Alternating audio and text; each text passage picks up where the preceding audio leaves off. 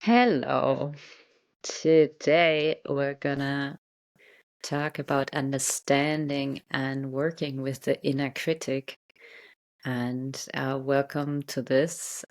Maybe you have heard of the inner critic. We'll dive deep into one of the, you know, most important and very, common aspects of our emotional and mental landscape, the inner critic.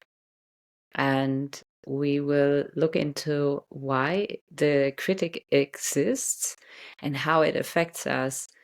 And what is probably most important is how we can manage and transform the inner critic. And so, first of all, like, what is the inner critic, right? Like, maybe you have heard a lot of things, or you have kind of an idea what the critic is. I'll give you an example how, the inner critic looks like for me. So I always imagine the inner critic being an annoying roommate. So it's kind of like I'm sitting on the couch, I'm watching a series, and then there's this annoying roommate who sits next to me on the couch and says, "Really? You want to watch that?" And then I'm eating, like some chips or so, definitely some junk food. And then the critic says, "Really, that's what you're gonna eat? Didn't you want to eat more salad?" And then I talk to a friend and I kind of snap at them for some reason, and then the critic is, "Really, didn't you want to be a good person? But look at how you behaved." So in a way, this is this annoying roommate that is lives in your house, lives with you, and without you asking, looks at everything you do and has an opinion on it. And usually it's an opinion that is very judgmental. So that is what the roommate is about. And to make it a little bit more personal, one of the things that I found out is that we all have this inner roommate, this annoying roommate in our head. And let's say you feel like you have this very perfectionist inner critic. So every time you do something and it's not really perfect, there's this voice in your head telling you that it's not good enough, or just seeing all the flaws and being very, very judgmental. And this voice of the inner critic can be often very harsh. And so how the critic has been created is initially, it might have been even a protection mechanism, right? A protection mechanism that shields us from feeling guilt or shame or rejection or failure. But it became this other thing that actually hinders us from fully being okay with ourselves. And very often what the critic can do, it can change our perception of the reality quite a bit. I remember when I did my first Vipassana, and so meditation was really for me a way of understanding how much the inner critic talks to me, right? Like through meditation, I became aware, wow, this voice is talking nonstop all day long, criticizing everything I do. And I didn't even notice before that.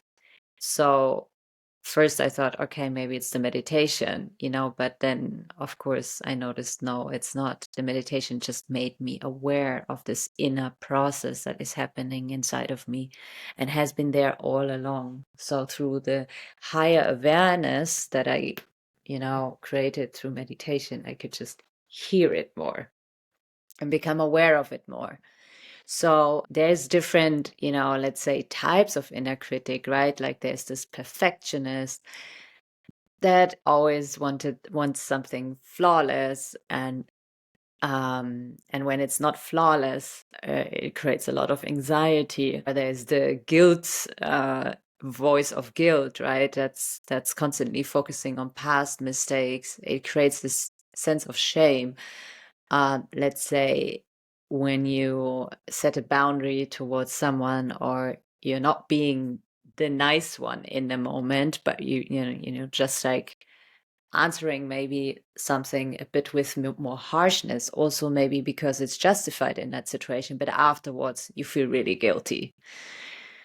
So this guilt tripping of the inner critic can be a way of how it hooks us and how it runs a program, a mechanism inside of us, and this changes our reality. In the last episode, we spoke about self-sabotaging mechanisms, and the critic is one of those self-sabotaging mechanisms. The inner roommate can be an underminer, yeah, right? Like telling you you're not capable, and it's attacking your self-worth in telling you you're not good enough. Or, you know, one of the interesting thing is when we're fully identified with the inner critic, which most of us are, what happens is that we hear this voice telling us certain things, and then we start believing it about ourselves, but we also start thinking the other people around us think the same about us, right? Like, for example, I'm in a job and I'm really good. And then the critic says, oh, you're not capable. Look at you. You're not doing this right. Are you sure you're the right person to do this? And then all of a sudden we feel like, oh, my colleagues never see that I'm doing this good. And I feel criticized all the time by my colleagues, and they're so judgmental. So what it does when we have these inner mechanisms inside of us is that it does not just change our inner landscape and how it makes us feel about ourselves, but actually we see the world out there in the same light, you know. And even if no one is criticizing us, we feel like people are criticizing us, and that's then our emotional and mental state. And so then we start defending ourselves. So we might respond to people's feedback in a very defensive way because we already felt criticized before they even said anything. And this is just proving the point. And so what we do a lot when we're caught up in this mechanism is that we start to justify, right? Like when someone says, hey, this hurt me when you said that, we start justifying, right? But because the critic is already so loud that in these moments we might not even be able to listen to someone, you know, who is sharing something that is important for us to hear, not in the form of criticism, but in the form of learning something or improving a relationship. But when we are caught up in it, we behave a little bit like a little child, right? Like we're so run by this program of already needing to justify. And it can happen, you know, like I find it so interesting when we're in these shadow mechanics, right? And the inner critic is one of those shadow mechanisms that then our actions might be, let's say I have this undermining critic that tells me you're not capable, that I might do a lot of things in life to prove my worth, right? And I'm not doing it because I really want it, or because it's my calling, or this is really where I want to spend my time. But this part that is starved out of feeling okay with itself needs to justify. So I might achieve 1,000 things and constantly need to achieve something in order to prove my worth. And that can be a program run through actually the inner critic. It has nothing to do with, you know, the things I do on the outside. It's this program that runs, that manipulates my perception so much. That's why I always say, you know, what shadow work also really does is it shows us who drives our car. Like, are we on the steering wheel of the car, or is a program running it? A lot of people say, well, that's who I am, right? Like this sentence. And very often that's actually not true. When we really dive into these deeper processes inside of us, sometimes we actually figure out that we are not really like that. We're just run by a program that that we know so well and has been with us for so long that we think, yeah, that's just who I am. But actually, very often that's not who we are. That's just a wounded part inside of us that has been, manipulated by a protection mechanism. Or the comparative critic, that's the part where we comparing ourselves to others all the time, making yourself feel inadequate. It can also lead to just being jealous, when we see other people who are successful, because again, the voice of the critic is so loud that we are not as good as them, that we need to make ourselves feel better about that. And so what we do is we compare ourselves, we put others down, or we put ourselves down and feel like, I'm never going to be as good as this person, right? And one example in today's world that I would say is really buying into this critic phenomenon is social media. I don't know how it's for you, but sometimes when I look at social media after 10 minutes, I feel really bad about myself because I see all these people doing all these amazing things, having this amazing life, and it makes you compare yourself to others, right? And I think social media really creates this world of this is perfection and everything else is not. So it's one of those phenomenons that's but you can also see the run program of the critic out there in social media actually quite well, which is this constant need to prove ourselves. That is almost like we're screaming it out there in social media for people to give us this justification that we're okay as we are, and it can lead to likes making me feel better about myself, and if I don't get any likes, I don't feel as good as about myself.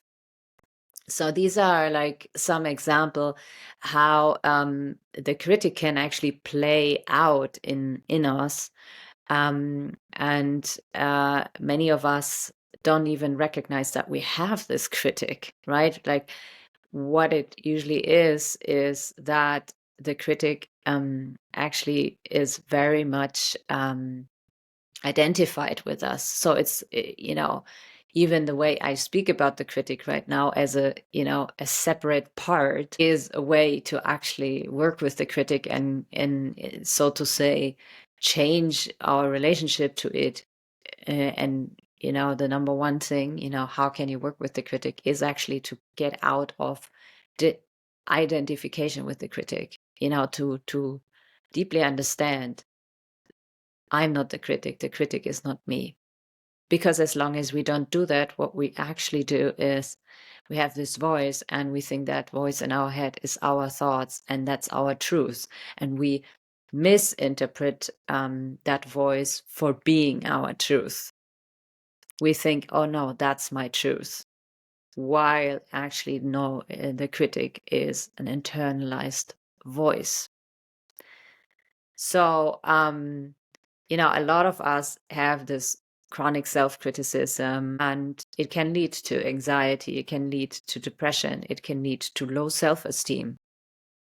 It can lead to the imposter syndrome, when we feel that we are frauds despite our success. And one anecdote that I found really funny, was when I was still in business, and I was working with this group of people who were all like super talented, had like so many achievements. They were just like real, like big time high achievers. And then we did this questionnaire within the company, and we found out that actually 80% within the company thought that they were not adequate, that they were not good enough, to that they are frauds beside their success. And I found it so interesting, because I was like, wow, I thought I feel only inadequate being surrounded by so many talented people, and then finding out that like 80% of the people felt exactly the same just made me so it was one of those aha moments when I noticed, okay, this inner critic voice has nothing to do with reality, right? Like you can achieve so much and be the best at everything, and you can still feel inadequate. And this is what this example shows so much, that the critic is not the truth, right? It's not the actual truth of a situation, but it comes from this fear-based part that you just wants to prove that the critic is actually wrong. And by trying to prove that the critic is wrong, for example, with the imposter syndrome, so achieving more and more and still feeling like a fraud and still trying to prove this, this is by trying that we run the program. We're not really making these choices consciously about our life, because one of the things that I found in my career is at some point, I remember this day I got promoted, and I've worked so hard for it. And, people were like, oh, are you celebrating and everything? And once I got to that point of this promotion, it felt really empty. It was like I couldn't even celebrate it. I didn't even feel happy about that. It didn't mean anything to me.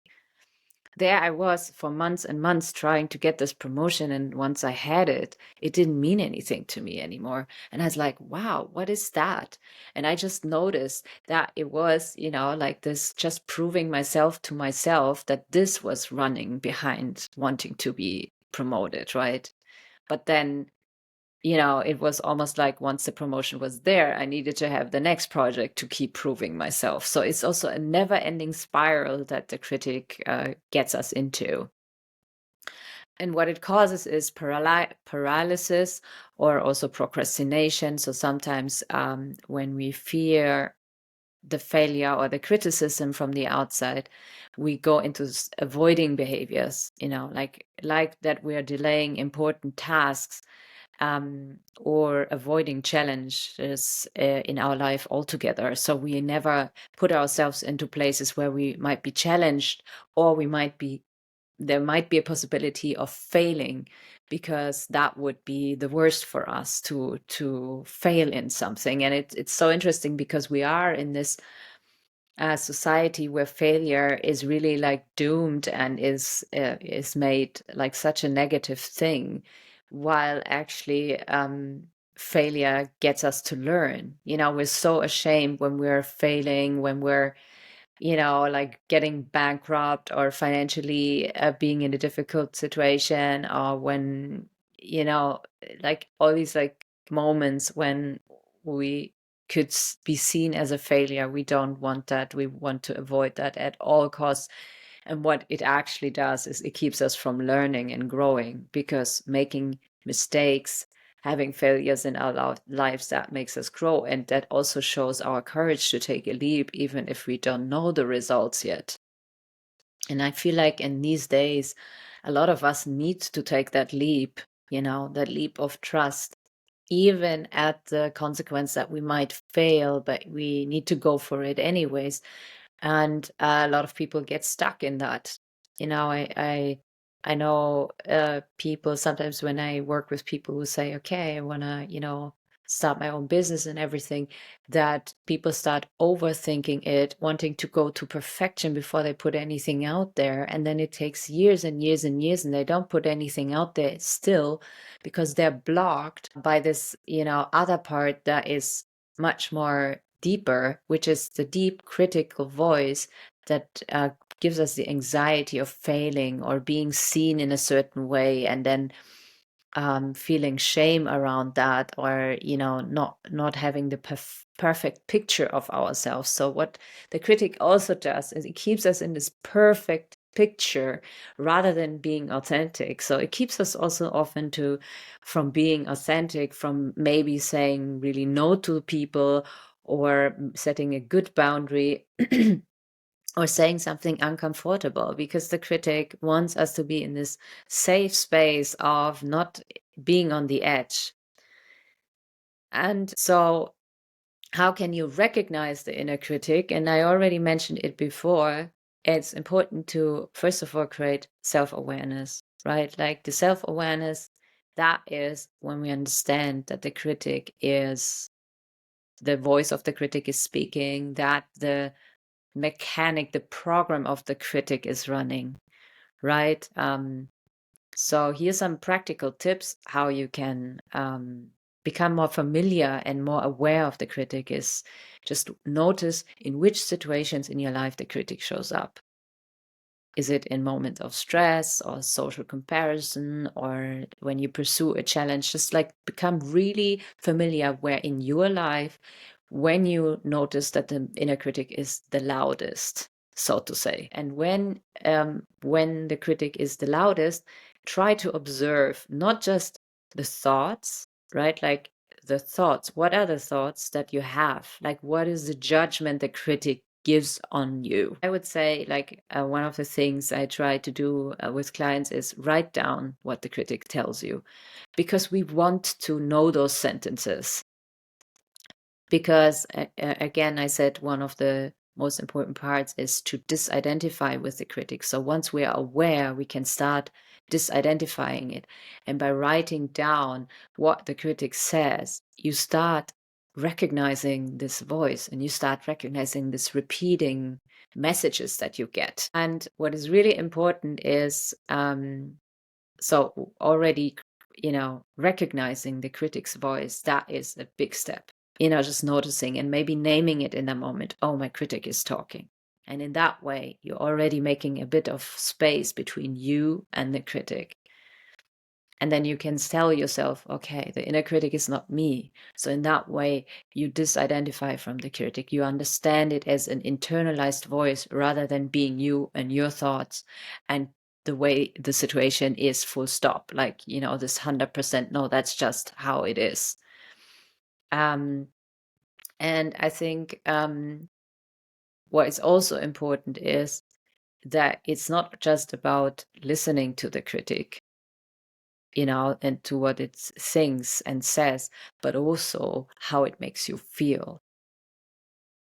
Does the critic, for example, make you feel ashamed or guilty or really small or not worthy?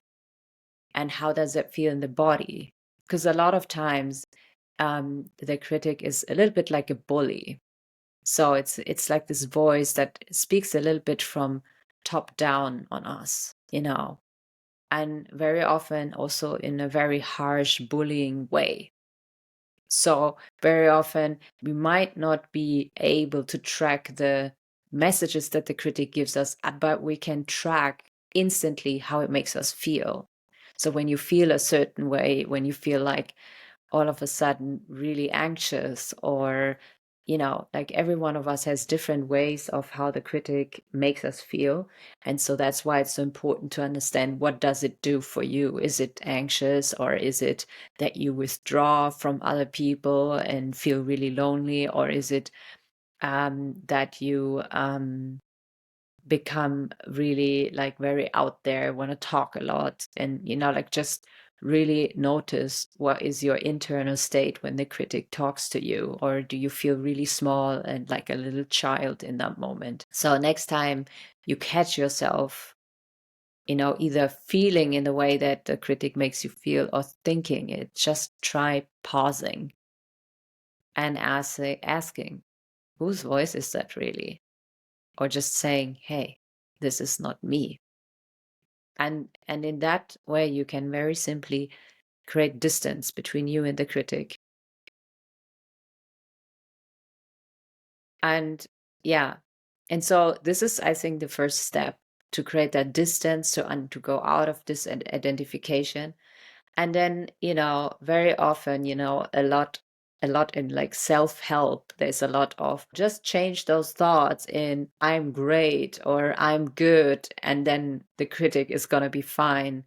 But I have to say, in this deep inner transformation work and shadow work, I found this is just scratching the surface. So if I reframe certain cognitive patterns and I just, put like new beliefs into my head, the belief isn't changing, because we have to go to the core of where this belief has been created.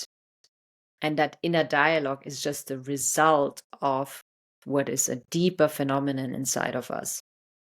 So maybe just like to go a little bit deeper is, how was the critic even created, right? Like, how did the critic show up in our lives in the first place? And very often it's actually an internalized voice from one of our caregivers. It could be, one of our parents, it could be a teacher, it could be also our social environment that has certain, like an embodied inner critic, so to say.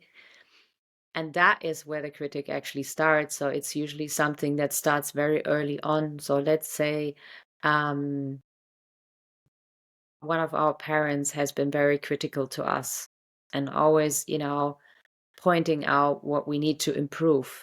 And this can be, by the way, also nonverbal. It can be verbal or nonverbal. Or, the nonverbal way can just be the way they look at us or how they make us feel in these moments when we don't act in the way they expect us to.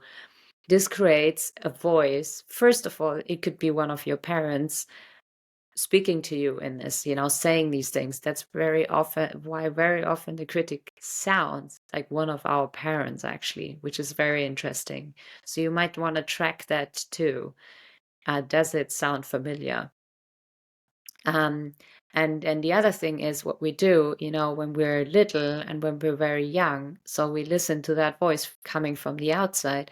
But over time, this voice coming from a person on the outside becomes our internalized voice. And that becomes our internalized inner critic. And that is very interesting. So at some point, we think, oh, yeah, that's just how I think, rather than, hey, that's been a voice that I've been taking on that isn't even my voice.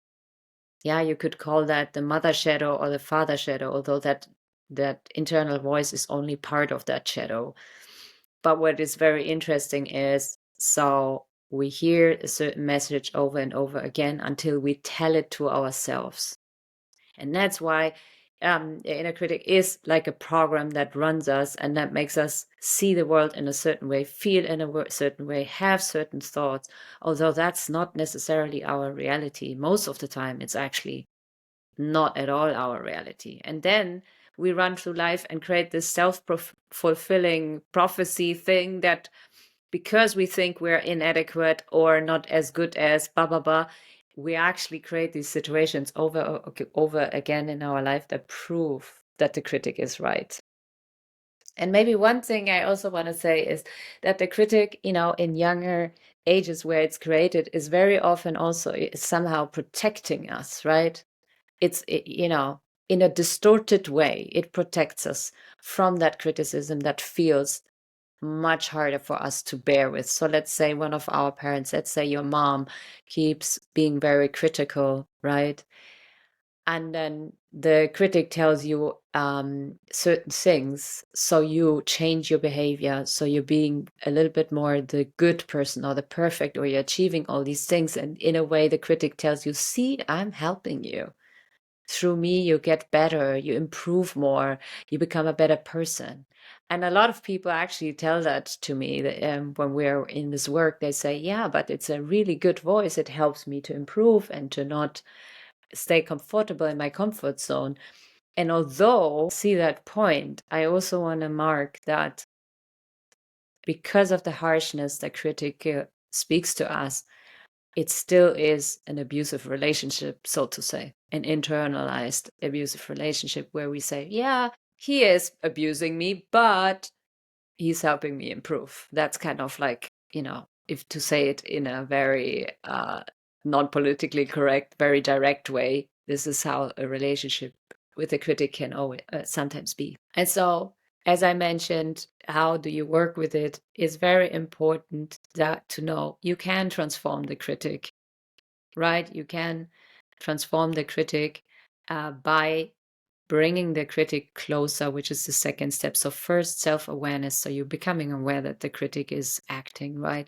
The second is disidentify from the critic. And the third is bring it closer. So become really, really familiar with the critic, but create distance at the same time. I know this sounds paradox, but it's kind of like through the disidentification, you create distance. So these are not my thoughts. The critic is not me. I'm not my critic, right? But at the same time, you want to have the critic close enough so it doesn't run this program while you're not even aware of it. You want to be aware of it because that is what takes the power away from the critic. A lot of people say, oh yeah, I'm just going to override these messages, or I'm just like going to suppress the critic, but that doesn't change that the critic is still there. So what we need to do is to get really familiar so it doesn't have its power over us and it doesn't run its program without us knowing. And then obviously, and that's I think a part that is something where we sometimes really need a guide, a coach or therapist to guide us through this deeper layers of where the critic has been created, because I can tell you everything about the critic on a cognitive level, right? But how I started working differently with the critic is on an emotional, spiritual, psycho-spiritual level, to really go to those places. And I couldn't have done that on my own, because the critic is really good in manipulating us. So we're not even getting there, right? Like, that's the thing.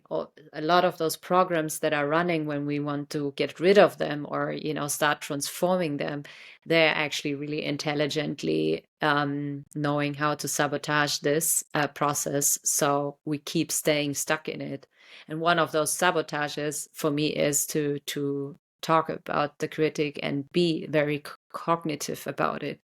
And although there is a cognitive aspect that you can track and that you can see, the emotional part is, in my experience, the psycho-spiritual part, the deeper emotional part, the embodied part of this work is where the real change happens, the real transformation, the real, where you can really see the difference between how the critic had a grip on you before and after. And what definitely helps is, to at the same time, when you work with the critic, also to cultivate another voice in your head. And that's a loving, gentle voice. That's a voice that gives you reaffirmation, and that speaks in a gentle, loving, seeing you way. And that is a voice you can cultivate. One of the ways you can do it is by doing self-compassion practice, right? But what is really important is that in itself cannot help, because you might still have a part that says, yeah, I don't believe these voices. I don't believe this like loving way of talking to myself, right? Then it's just a cognitive exercise. That's why it's so important to also go to the core, to that place where some parts of you might still feel that they are criticized, and being, that those parts that are still wounded by that. So, so there's a lot that you can do about the critic, and then I encourage you in to really reflect in your relationships as you go about this week. How the critic reinforce or helps you to in relationships to feel more criticized, to feel less good, or compare yourself, or needing to prove, or feeling guilty or shame or so. Like, I invite you to really track your critic in the coming days to come and write down your notes about it. And just to summarize, so the origins of the critic is that it very often comes from childhood conditioning and from social conditioning that we grow up with. There is ways to transform it, to integrate the critic in a different way. And by the way, I just want to say, we all have an inner critic, like all of us. But with practice, we can actually learn to, instead of it limiting us, instead of it running us, taking the steering wheel of our life away, we can actually find a very healthy and good way to work with it. And that is the great hope. And remember, last thing, remember, you're not your thoughts, you're not your critic, and the critic is just a voice. And there are many other kind of voices you can listen to. And when you stop feeding the critic, that is when there's a shift. So I hope you took some good insights away from today's episode. And please share your experience with working with the critic with me. Share it with a friend, and yeah, let me know how it goes. If you have any questions around it, please let me know what your questions are. I'm so happy to talk to you about more of those topics. If there's anything I touched on that you want to go deeper, let me know. And with that, have a beautiful week. I wish you all the best.